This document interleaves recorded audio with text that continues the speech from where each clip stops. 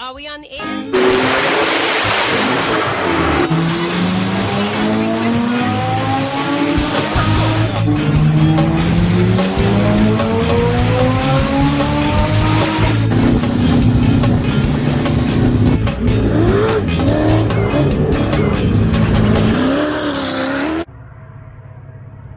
Ruh-roh.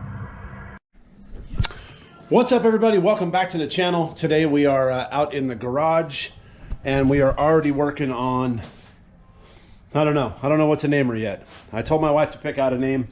She hasn't come up with anything yet, but as you can see, I've already got the turbo ripped off. It's sitting on the floor over here. This thing's got a bad alternator in it, and I saw some scrape and brake marks there, and then there we go. Oh, now it's not making noise, but if you guys, I don't know. Anyways, the alternator's bad. It's broken. You can grab this and move it back and forth. The bearing in it's bad, and the fan was rubbing. So we need to pull the fan shroud off.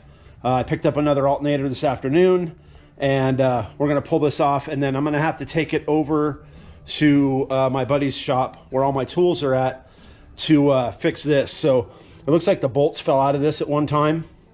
And then the guy who previously owned the car just put some sheet metal screws in. This is the bracket that holds the carburetor up.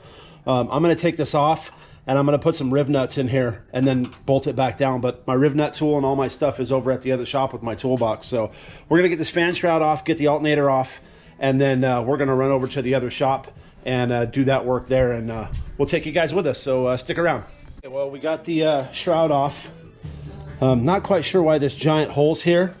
I think it was for when he was driving around and had the windows down. The fan would pull air in. Anyhow, there's a better solution for that, for drawing air in. But it was cool that I got the fan shroud off and got to see that this is it's an Auto Linnea, and it's a bubble top case. You can see down in there how welded up those intake manifolds are.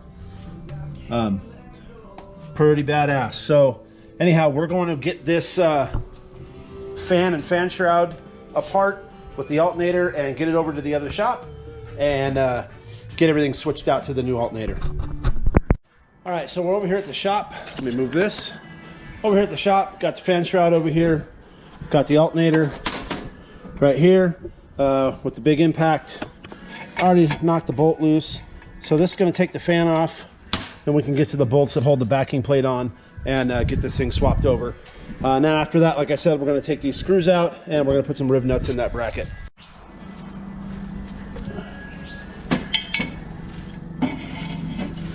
You want to be mindful if there's any washers behind here, because sometimes they stack it to shim it out. This one doesn't have any, it just has this shim. And then here's my two 10mm nuts. We take these off and then we can swap the backing plate.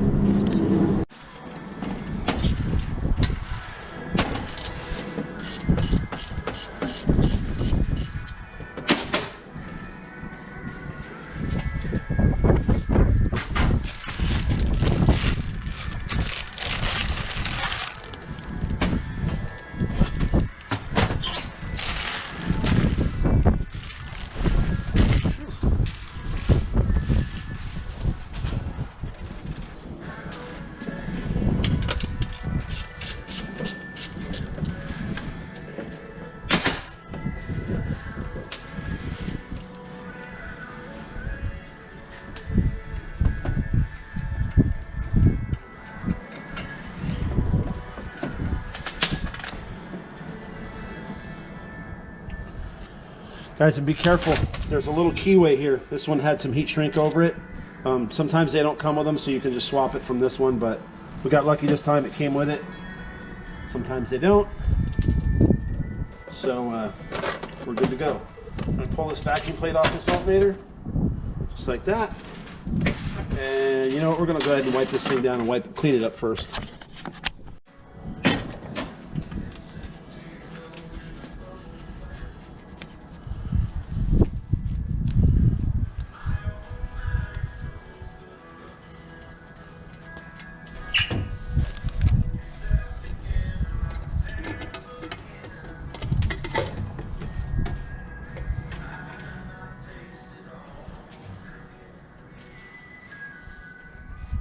We'll get all this stuff cleaned up.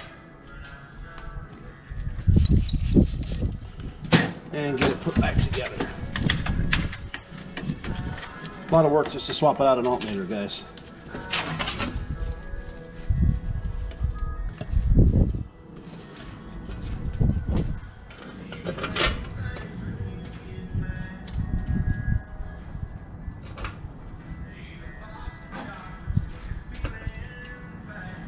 Guys, so now I'm going to put the insert back on there. That slides over the keyway and holds the fan on. So.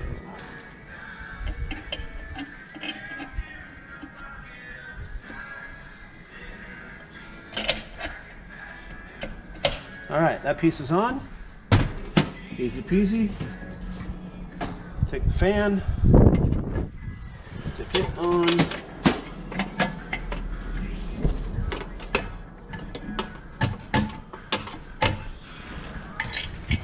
Outside shim. And the bolt. Hit it with the impact.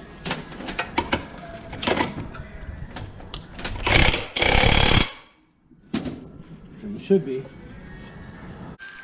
Alright guys, so I had to get the inner pulley off for the belt. So I ended up using just a 2-jaw puller. This was pretty rusted. It was in there pretty good. So we're going to get this thing cleaned up a bit. We'll get it pushed on to the new alternator, and then we can move on to the shroud. You don't have to move. No, you're good. All right, guys. So like I said, we're over at Barry's shop and got this all taken care of. He helped me get the pulley on this thing because the keyway kept falling out. And then we went ahead and put new riv nuts in here. Turned out there was some brass ones in here that broke. But we got them out, got them taken care of, so then we can get the carburetor bracket back on, and hopefully we can get this thing ripping. All right, well, we got the new bolts in, got some 1/4-20s in there with new riv nuts. This thing's nice and tight. This is that bracket, and new alternator's in. Spins freely, the fan doesn't rub, the bearings are good. So we're gonna get this thing back over to the house, get it back on the car, and get that thing put back together. We're back at the house. Again, I'm gonna get in here and wipe these tins down just to clean things up a little bit. Got the shroud all done like you guys saw a minute ago. We're gonna go ahead and set the alternator and fan back in the shroud. But first I'm gonna get these tins wiped up and cleaned up a little bit, and just kind of clean things up just a bit and make it just a bit cleaner. Okay, well, we've got the shroud back on, alternator and belt back on. Got the turbo back on. I got to tighten up the clamps. Exhaust manifolds back on and tightened down. We got a support bracket here for the turbo, which was weird. It was down here. And now I'm going to put it here because that's kind of where it seems to line up at. So we're going to run this right up here and call that good. Nice and supported. This thing's all tight. We'll get the carburetor back on, get all the plumbing done. There's a million braided lines on this car. I've never seen so many braided lines on a Volkswagen in my life, but like I said, that's not necessarily a bad thing. So got all the oil lines tightened up. We're going to finish buttoning everything up and fire this thing up. All right, well, we got her all back together. We are just about to fire this thing up. I'm going to have Sherry sit in the driver's seat. I still haven't done the throttle cable yet.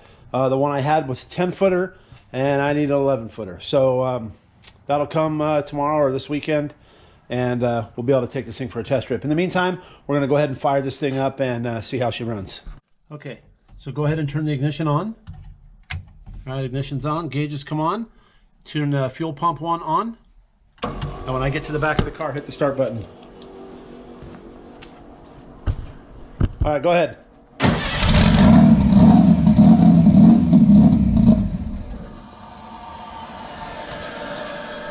All right, well, I didn't have any C16. Looks like we were out of fuel. I had no fuel pressure.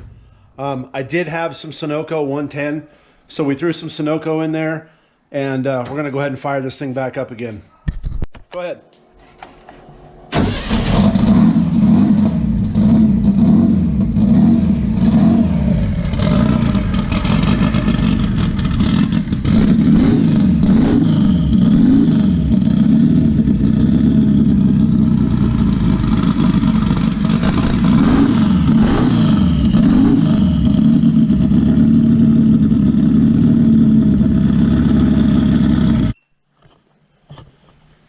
All right, well, that's a wrap for tonight, guys. I fired it up. She definitely did not like that Sunoco. So I'm going to go pick up some C16 later this week and get the throttle cable so we can take this thing for the first drive. So you guys stick around for that. It's coming up next.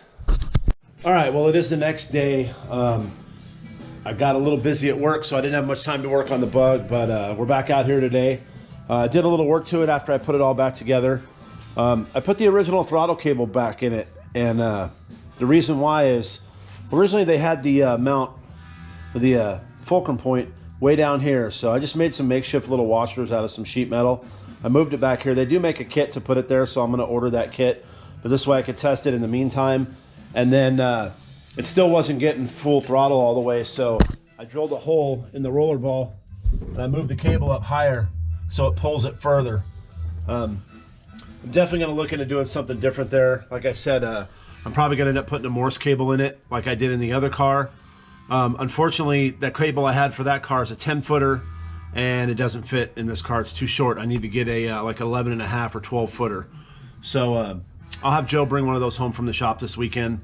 But in the meantime, we can go drive this thing and really feel what it does. Again, I didn't have any C16, and I didn't have time to go get any, but I do have some Sunoco 110 from the other bug motor, which is right here. I put about 3 gallons in there, so we'll go easy on it just in case it doesn't like that fuel. You know, we'll see how it goes.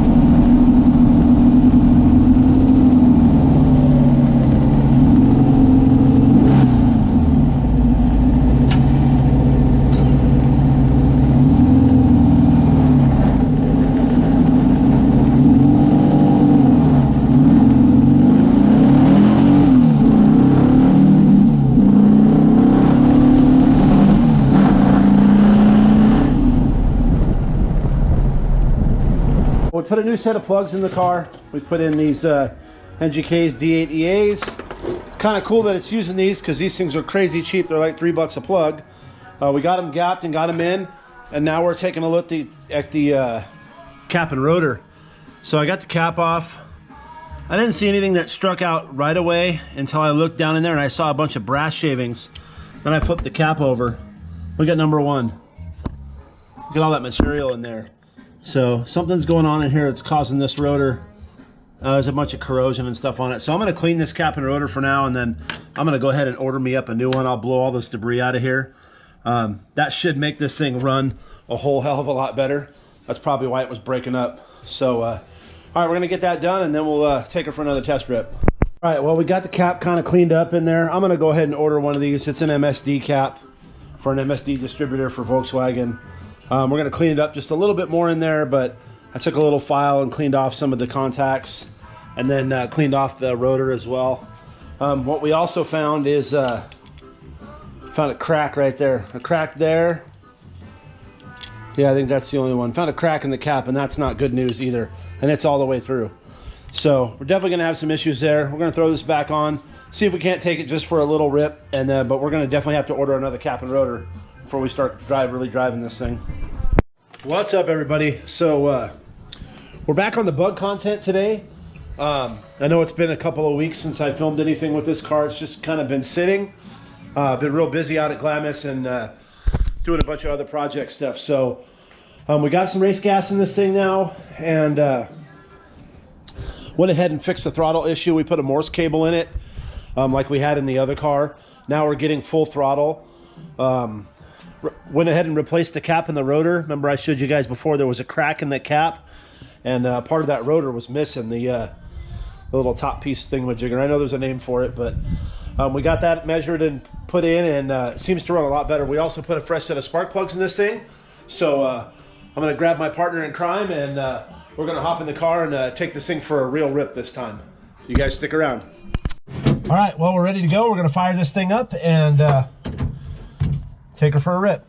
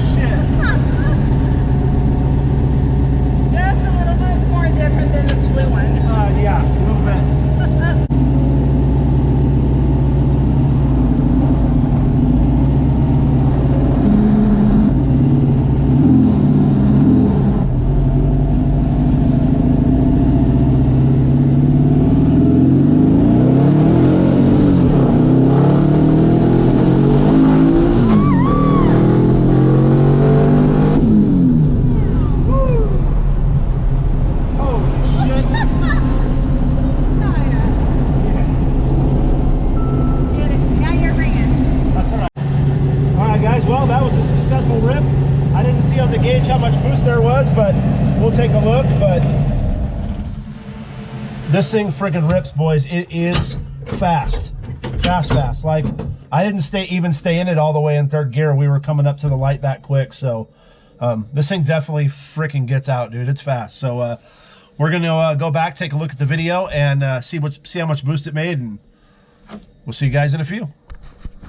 So guys, the reason why this thing's so fast once you get into third gear is because this carburetor has vacuum secondaries. So here's the primaries. This is what we're driving on basically in first and second gear. And then when the turbo makes enough vacuum, it draws the secondaries open. So then all 4 butterflies are open. And that's when the boost just jumps up and this thing really starts ripping. Kind of one of the reasons why I want to switch this to EFI is because we won't have to deal with these vacuum secondaries. I could go to another carburetor that's non-vacuum secondary, that's manual. But I think we're going to end up switching this car eventually to EFI. I know Holly makes a Sniper EFI system that goes right in place of this carburetor. So I've been talking to a couple tuner friends of mine, Brent over at PFI. I talked to Compton Rob, and I'm waiting for Bubba to call me back too. And trying to get input from all my tuners on, you know, this being a draw-through system and how well it'll work. From what I've read in some of the forums, people say it won't work, but I don't know why it wouldn't work better than a carburetor. So anyways, guys, that's the ride for today. This thing rips, and I'm totally stoked on it. So I can't wait to get it out to the drag strip and see what it runs. All right, guys, well, that's going to wrap up all the bug content for today. I think the ride was pretty successful. This thing friggin' rips. It's fast. I did get a chance to talk to the previous owner, actually the original owner, the guy who built the car. He said the car went 904 at 154.